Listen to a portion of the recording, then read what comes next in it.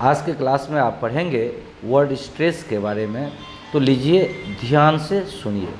Evening in today's class we learn word stress. Word stress is an important concept for English language learners, both in terms of pronunciation and comprehension. आप इसको ऐसे समझें कि अंग्रेजी जानने की इच्छा रखने वाले सभी शिक्षार्थियों के लिए वर्ड स्ट्रेस बहुत जरूरी है, क्योंकि यदि ये वर्ड स्ट्रेस आप नहीं जानेंगे तो न तो आप सही प्रोनाउंसिएशन कर पाएंगे, न ही कंप्रीहेंड कर पाएंगे लोगों को बोलते समय। बात आती है what is word stress. Word stress is a verbal emphasis placed on one syllable of a word. कल के क्लास में हम लोगों ने जाना कि a word is made of either one syllable और मेनी सिलेबल्स. तो आप फिर से समझ लेंगे कि word stress is the verbal emphasis placed on one syllable of a word. आप इसको हिंदी में ऐसे समझें कि वर्ड स्ट्रेस क्या है. यह मौखिक दाब है जो शब्द के एक भाग पर पड़ता है. यह एक मौखिक दाब है जो शब्द के एक भाग पर पड़ता है. अब समझने की बात है कि जब भी आप अंग्रेजी बोलेंगे, जब भी आप एक से ज्यादा सिलेबल वाला वर्ड अंग्रेजी में बोलेंगे तो वहां स्ट्रेस रहेगा, वहां निश्चित रूप में स्ट्रेस रहेगा. सबसे बड़ी चीज यह है कि यह एक जैसा नहीं होता है. वर्ड स्ट्रेस सर्वत्र एक जैसा नहीं होता है, यह दो तरह का होता है. यदि आप ध्यान से देखेंगे तो वर्ड स्ट्रेस दो तरह का होता है. इसको आप ऐसे समझ लेंगे कि वर्ड स्ट्रेस जो है जब भी आएगा तो वॉवेल साउंड पर आएगा, ये कभी कॉन्सोनेंट पर नहीं आ सकता है. वर्ड स्ट्रेस इज ओनली एवो on a vowel of a word, not on a consonant. इसको आप ध्यान रखेंगे. जब तक वॉवेल की मौजूदगी नहीं होगी स्ट्रेस नहीं हो सकता है. दूसरा चीज है कि एक शब्द में जब भी आप एक शब्द बोलते हैं उसमें एक ही सिलेबल जो होगा वो स्ट्रेस्ड होगा. कई मल्टी सिलेबल वाले वर्ड में एक ही सिलेबल स्ट्रेस्ड होगा, सभी सिलेबल स्ट्रेस्ड नहीं हो सकते. आज हम लोग उसके रूल्स के बारे में पढ़ेंगे. जैसे आप देखिए बियर्ड, ब्यू जो है स्ट्रेस्ड है, टी और फुल स्ट्रेस्ड नहीं है. ये तीन सिलेबल का वर्ड है ब्यूटीफुल, ब्यूटीफुल. आप देखेंगे यहाँ ब्यू पर जो स्ट्रेस पड़ता है वह हार्ड स्ट्रेस है, अन्य पर नहीं पड़ता है.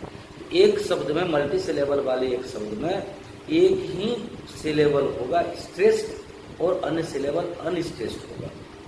अब क्या जरूरत है हम लोगों को स्ट्रेस पढ़ने का. यदि स्ट्रेस हम नहीं पढ़ेंगे तो क्या फर्क पड़ता है. फर्क पड़ता है कि यदि आप स्ट्रेस के बारे में जानकारी, अच्छा जानकारी नहीं रखते हैं तो आप वह भाव उत्पन्न नहीं कर पाएंगे जो आप करना चाहते हैं. अब एक ही रूट का दो शब्द मैं अभी बोलूंगा, दोनों पर आप ध्यान दीजिए कि जब आप, एक शब्द है एंथ्रोपोलॉजी. अब गौर करिए कि जब नाउन है, एंथ्रोपोलॉजी नाउन है, अब ध्यान दीजिए एंथ्रोपोलॉजी, एंथ्रोपोलॉजी यानी पो पर इस पर स्ट्रेस पड़ता है, लेकिन इसको एडजेक्टिव में आप ले आइए. इसको जब आप एडजेक्टिव में ले आते हैं ये हो जाता है एंथ्रोपोलॉजिकल. एंथ्रोपोलॉजिकल यानी लो पर पड़ गया स्ट्रेस. तो नाउन में पो पर पड़ रहा था और एडजेक्टिव में लो पर पड़ रहा है. यदि आपको ये जानकारी नहीं होगी स्ट्रेस के बारे में तो फिर आप कैसे कर सकते हैं इस चीज को कि कहाँ पर हमको स्ट्रेस देना है, कहाँ नहीं देना है. इसलिए इसकी जानकारी आवश्यक है और आपको इसे समझना पड़ेगा. जहां तक स्ट्रेस की बात है, आप देखेंगे यदि नाउन और एडजेक्टिव की बात होगी, नाउन एंड एडजेक्टिव में फर्स्ट सिलेबल पर स्ट्रेस होता है. नाउन और एडजेक्टिव में फर्स्ट सिलेबल पर ही स्ट्रेस होता है। यदि आप नाउन एडजेक्टिव को छोड़ दें, आप वर्ब्स आ जाए, तो वर्ब्स में हमेशा सेकेंड सिलेबल पर स्ट्रेस होता है। वर्ब में फर्स्ट सिलेबल पर स्ट्रेस नहीं होता है, ये सेकेंड सिलेबल पर होता है। ये गौर करने वाली बात है। नाउन एडजेक्टिव में फर्स्ट सिलेबल, वर्ब में सेकेंड सिलेबल। अब कुछ नियम है ना, अपवाद तो बहुत सारे नियम के हो सकते हैं, सभी नियम के अपवाद होते हैं, लेकिन जो आज आपको नोट करना है तो आप लोग शुरू हो जाएं कॉपी कलम के साथ, और आप पाएंगे कि आज के इस क्लास में आप स्ट्रेस को पूरी तरह से समझ चुके हैं। तो कॉपी कलम लें और शुरू करें लिखना। कि वर्ड्स रूल नंबर 1 पे आ जाते हैं हम लोग कि वर्ड्स एंडिंग इन, ध्यान से देखिए, जिस शब्द के अंत में CY TY PHY या AL लगा हुआ है, CY TY PHY या फिर AL लगा हुआ है, ऐसे वर्ड स्ट्रेस कहाँ पड़ेगा? तो लास्ट से जो थर्ड सिलेबल होगा, लास्ट से, ध्यान दीजिए, लास्ट का फर्स्ट सिलेबल, सेकेंड सिलेबल और थर्ड, इस पर स्ट्रेस पड़ेगा। ये आप ध्यान दीजिए, लास्ट से तीसरे पर स्ट्रेस पड़ेगा, इस पर ध्यान देने की जरूरत है। यदि किसी भी शब्द के अंत में CY TY PHY या AL लगा हो तो लास्ट से सिलेबल आप जोड़ेंगे। और गौर करिए, आप इसे सब देखिए, PHILOSOPHY,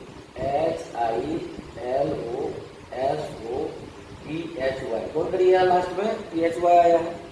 अब इसमें देखिए कितना सिलेबल है, फिलॉसफी, अब गौर करिए, फी है लास्ट में, सौ है और ला है और फी है, तो पीछे से तीसरा लीजिए, 1 2 और 3।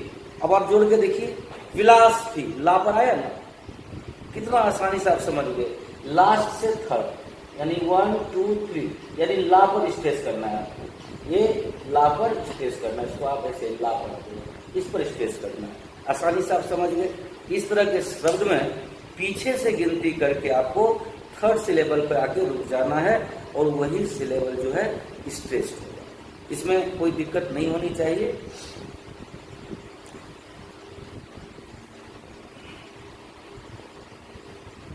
इसके बहुत सारे अन्य नियम हैं, यदि आप गौर से इसको देखेंगे तो आपको इस पर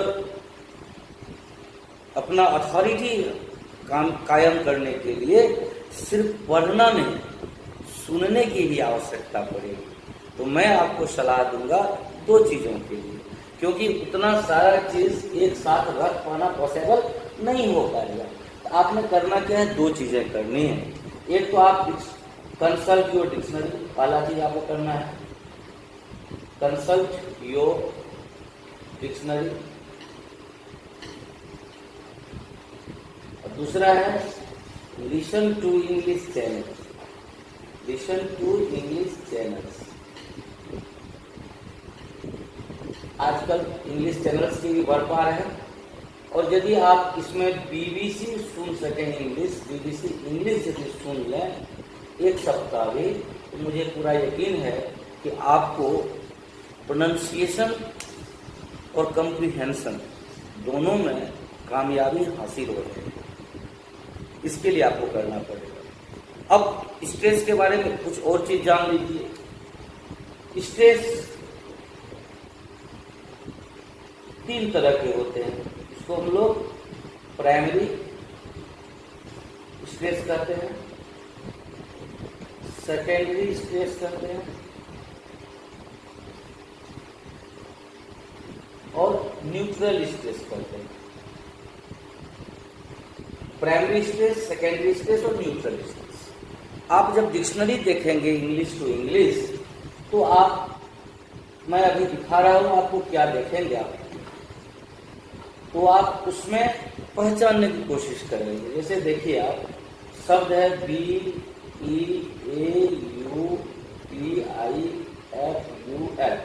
ये शब्द आपने देखा। अब इसको आप डिक्शनरी में देखिए, डिक्शनरी में देखेंगे आप, यहाँ पर लगा हुआ ऐसा, टी के नीचे में ऐसा और इसमें ऐसा।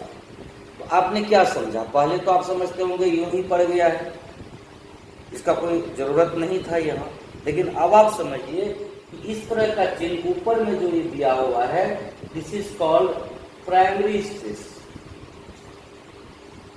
This is called primary stress. नीचे जो ये देख रहे हैं टी के नीचे, this is called secondary stress.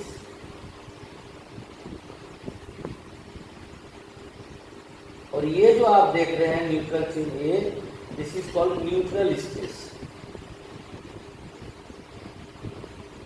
अब कुछ और चीज आप समझ लें यहाँ कि प्राइमरी स्ट्रेस दाब युक्त तो होगा, इस पर सबसे ज्यादा दाब पड़ेगा, प्राइमरी स्ट्रेस पर सबसे ज्यादा दाब पड़ेगा। यदि आपको दिखने में कोई दिक्कत हो तो फिर से आप देख लें, प्राइमरी स्ट्रेस, सेकेंडरी स्ट्रेस और न्यूट्रल स्ट्रेस। तो प्राइमरी स्ट्रेस में दाब पड़ेगा, इसमें नीचे, ये ऊपर की तरफ जाएगा, ये नीचे की तरफ आएगा और ये न्यूट्रल रहेगा। जैसे इसको आप पढ़ते हैं, ये ऊपर की ओर गया, टी नीचे की ओर आया, फुल, वियर्ड। तो यदि आप इसको थोड़ा सा ध्यान से समझ लें तो मुझे विश्वास है कि आप अंग्रेजी बोलते समय अच्छा इम्पैक्ट जरूर कायम करेंगे अपने ऑडियंस पर, और आपके ऑडियंस आपके लाइव सुनते रह जाएंगे और आप अप्रिसिएशन के पात्र बनेंगे। तो इसके लिए थोड़ा सा तो मेहनत करना आवश्यक है।